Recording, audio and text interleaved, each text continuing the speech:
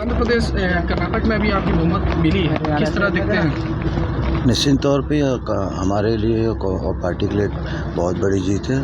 Congress party की नीति रीति और जो उनकी जो सबसे बड़ी बात जो सम्मानीय राहुल गांधी जी की जो पद यात्रा रही, ये उसकी देन है। और यह सीधा सीधा इशारा कर रहा है कि आने वाले 2023 में, यानी इस साल जो छत्तीसगढ़ में और बाकी स्टेट में जो इलेक्शन होने वाले हैं, वहाँ भी इसी तरीके से जीत हासिल होगी। साथ ही साथ 2024 में भी केंद्र में कांग्रेस की सरकार बनेगी। लगातार छत्तीसगढ़ में धरपकड़ ईडी की चल रही है, इसको किस तरह देखते हैं? और यह मोदी जी की दमन नीति है।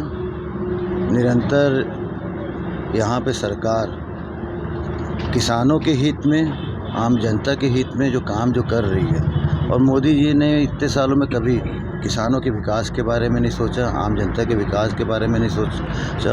तो यह एक दमन की नीति इनके द्वारा अपनाया गया है और कांग्रेस पार्टी को यहाँ पे बदनाम करने की बहुत बड़ी एक साजिश है। जी, प्रधानमंत्री जी का एक बयान आया था कि कांग्रेस विदेशी ताकतों को दखल देती है भारत में, क्या कहेंगे? जब से मोदी जी सत्ता में बैठे हैं, तब से अडानी और इनके जैसे लोगों को ही इन्होंने बढ़ावा दिया। तो इसका मतलब साफ है, कांग्रेस जब तक सत्ता में रही किसानों के और आम जनता के हित में काम की है। और केंद्र की फिलहाल मोदी जी की जो सरकार है, वह सिर्फ पैसे वालों की सरकार है, आम जनता की सरकार नहीं। बीजेपी लगातार धरने पे धरना दे रही है। अब 12 विधानसभा चुनाव लड़ना चाह रहे हैं, क्या कुछ देखते हैं चुनाव को लेकर के? किस तरह की तैयारी आपकी रही है? हमारे सरकार की माननीय मुख्यमंत्री जी के नेतृत्व में पिछले 4.5 साल में जो सबसे बड़ी बात, एकलौती हमारी ऐसी सरकार है जो माननीय भूपेश बघेल जी के नेतृत्व में हमने ये साबित करके दिखाया कि जो हम कहते हैं, जो कांग्रेस पार्टी कहती है, वो करके दिखाती है। हमारे पिछले चुनाव के जन घोषणा पत्र में जो हमने वादे लेके जो हम आम जनता के बीच में गए थे, आज की तारीख में 36 में से 32 वादे हम पूरे करके बैठे हैं। और निश्चित तौर पे इसको आम जनता भी समझ रही है, पूरे आम जनता का समर्थन हमारे साथ है। तो हमारे विकास का मुद्दा रहेगा।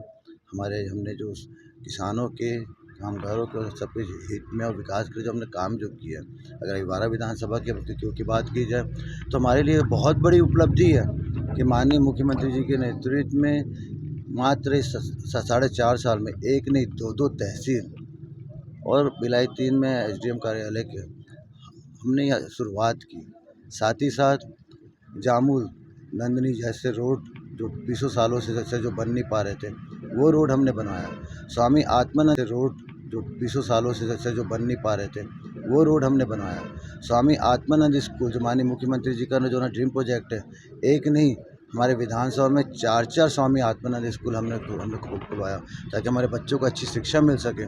इस प्रकार के जब बड़े बड़े कार्य जब जनता के विकास के लिए और हित के लिए जब हमने किया है, तो निश्चित तौर पे हर ग्रामीण स्तर पर गांव के विकास के लिए, गांव के हित के लिए बहुत से अनेकों कार्य हुए। आप पीएचई मंत्री हैं और अभी भी जैसे जल अमृत मिशन योजना है और बहुत सारी जो शहरी योजनाएं जो हैं, उसमें अभी तक उसको अमलीजामा नहीं बनाया जा सकता है, नहीं जा सकता है। क्या कुछ और कैसे देखते हैं आने वाले समय में? शहरी योजना आमतौर पर नगरीय प्रशासन के अंतर्गत आता है।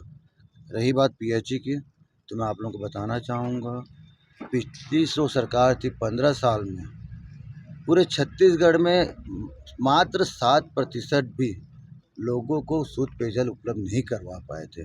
मैंने इस बार का जब अपना बजट मैंने पेश किया था विधानसभा में, उस समय मैंने बाकायदा स्पष्ट मैंने कहा था, महज इन कुछ ही सालों में हमने 43% आबादी तक शुद्ध पेयजल उपलब्ध कराया है। तो निश्चित तौर पे हमारा विभाग माननीय मुख्यमंत्री जी के नेतृत्व में बहुत अच्छे से काम कर रहा है और आने वाले समय में पूरे प्रदेश के जनता को शुद्ध पेयजल। ये सरकार बजरंग दल को बैन करने की बात कर रही थी।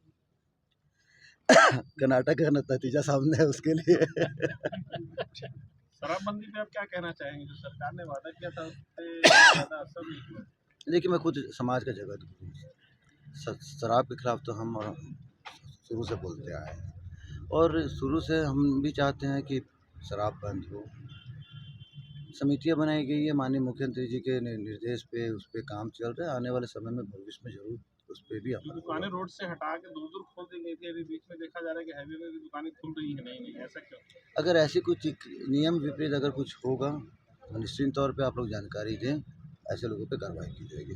जी 72 एमएलए है, उसमें सिर्फ एक ही विधायक को टारगेट किए ईडी ने।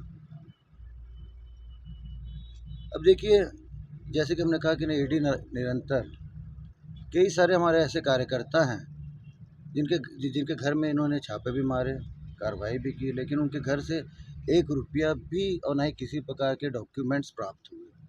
तो यह स्पष्ट है कि ईडी के द्वारा भाजपा की जो सेंट्रल की गवर्नमेंट है, छत्तीसगढ़ सरकार को दबाने का प्रयास कर रही है, क्योंकि यह स्पष्ट दिख रहा है कि इस चुनाव में जो कुछ महीनों बाद जो छत्तीसगढ़ में जो चुनाव हो रहा है, यहाँ पे कांग्रेस दोबारा रिपीट कर रही है और कांग्रेस की सरकार बन रही है।